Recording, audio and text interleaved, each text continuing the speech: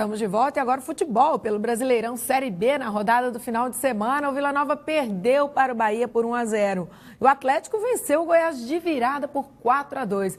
E para falar sobre essas partidas está aqui do meu lado o Cid Ramos. Bem-vindo, Cid Ramos. Obrigado, Michele. Boa tarde para todo mundo e uma ótima semana. Para nós, vamos começar falando do Vila. Vamos. Olha, o Vila perdeu o segundo jogo consecutivo. A primeira coisa que quem mais perdeu, o Vila além do jogo, foi o técnico Guilherme Alves. Porque ele é um desses defensores de esses tabus, essas coisas. E ele diz que na carreira dele toda, ele nunca havia perdido 2 jogos seguidos. Sempre tem a primeira vez para cada coisa, perdeu 2 jogos seguidos. Havia perdido a semana passada para o Tupi e perdeu para o Bahia em casa. E a sua avaliação dessa partida? Olha, o Vila não jogou mal e, assim... Isso, para mim, não justifica a derrota, mas pode ser que explique alguma coisa. E para a torcida, dói menos. O Vila foi muito prejudicado pela arbitragem no jogo. O Vila teve 2 pênaltis claríssimos a favor dele no primeiro tempo. Uma bola na mão do zagueiro na pequena área, que o árbitro não deu pênalti, foi pênalti.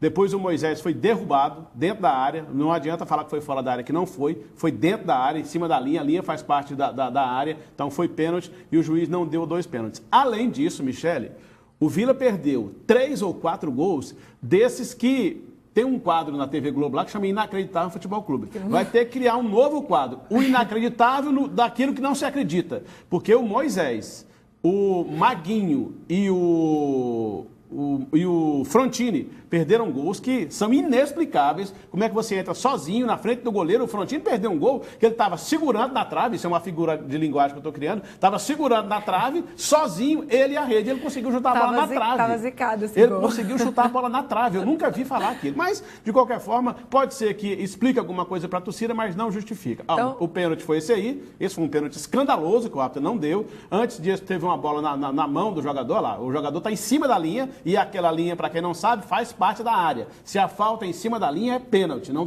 tem conversa. Então, vamos colocar, que pelo menos não foi o pior de tudo, porque o Vila não está em condição de subir nem de cair nesse momento. Senão, seria muito mais séria. Exato. E o Vila jogou contra um adversário que efetivamente briga para subir. Tanto é que com a vitória, o Bahia foi lá para a 3ª colocação no campeonato. Nesse momento, é o 4º colocado nesse momento com 56 pontos. Entrou no G4 naquele dia com a vitória. Olha o gol que o Maguinho perdeu. Isso é uma coisa inexplicável. Como é que perde um gol desse sem goleiro no gol, praticamente sem goleiro no gol. Depois perdeu esse gol com o Gustavo e ainda teve a bola com o Frontini.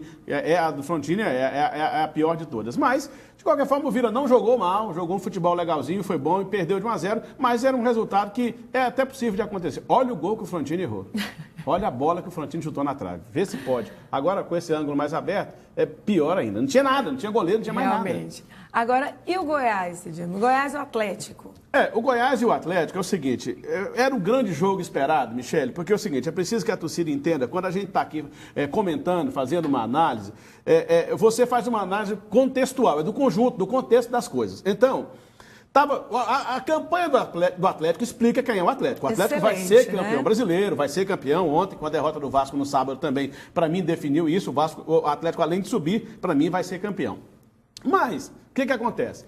Sempre decantou-se muito a estrutura que o Goiás tem. E aí é preciso que a torcida saiba separar o que é time de futebol de clube. Como time de futebol, a colocação na tabela dos 2 times diz quem é quem. O Goiás está lá embaixo, nesse momento na 13ª colocação, e o Atlético é líder, quase campeão da Série B. Então, o time do Atlético é muito melhor que o time do Goiás. O time do Atlético é o melhor time da Série B e está provando isso. Agora, como clube de futebol, o Goiás é inegável, você não pode comparar o tamanho do clube Goiás com o tamanho do clube Atlético. E na hora que entra em campo, por menos que isso pese, tem um peso sim. E ficou todo mundo esperando, porque no primeiro turno o Atlético não ganhou, empatou e tal, e aí ficou todo mundo esperando. O Goiás agora tem um treinador que tá chegando, já deu uma certa cara pro time, vai ser um jogo difícil, o Atlético não vai ganhar do Goiás. Muita gente me disse isso. Teve declarações, não teve, de jogadores do Goiás, teve provocação. Que não iam deixar teve muita provocação, não sei o que. Tal. Mas aí ficou a grande expectativa para ver, será que o Atlético é tudo isso mesmo que estão dizendo? Vai ter que provar contra o Goiás. E o Atlético foi lá e deu uma aula, quer dizer, deu uma lição, deu um chocolate no Goiás, deu uma goleada de 4-2, poderia até ter feito mais gols. Então o Atlético provou contra o Goiás.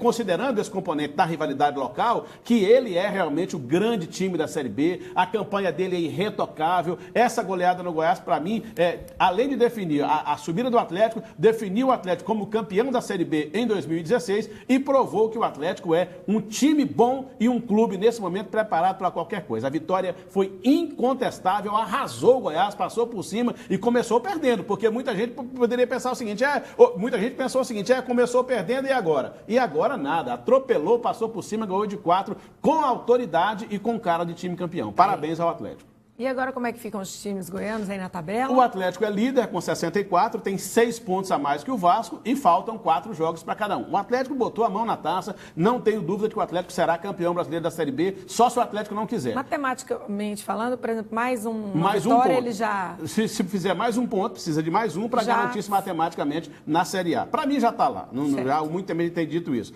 O Vasco tem 6 pontos atrás e os jogos do Atlético, o Atlético tem um jogo contra o Sampaio Corrêa, que já está rebaixado, quer dizer, a chance do Atlético conseguir mais uma vitória ou 2 aí é muito grande, para mim o Atlético será campeão. O Vila é o 12º com 46 e o Goiás é 13º com 44 pontos. Tá, próximos jogos? A rodada completa amanhã. O Vila joga contra o Brasil às 8h30 aqui em Goiânia, no Serra Dourada. O Goiás vai a Recife enfrentar o Náutico às 9h30 e o Atlético joga em Londrina contra o Londrina também às 9h30. Londrina ainda briga para subir. O Atlético, sem empatar, estará matematicamente garantido na Série A. E o Vasco, que ainda luta pelo título, joga contra o Luverdense em casa em São Januário amanhã. Ele ainda tem chance, né?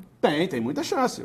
Depende 4 jogos ainda. Depende muito mais do Atlético pro Vasco ser campeão do que do próprio Vasco. Porque se o Atlético ganhar todos os jogos, não precisa nem falar. Precisa ganhar mais 2 de 4. Se ganhar mais 2, já é campeão. Matematicamente acabou. Tá certo, Cid Ramos. Então vamos ver quarta-feira como é que vai ficar essa rodada. Quarta-feira a gente volta aqui. Obrigada. Um abraço. Até mais. Até logo.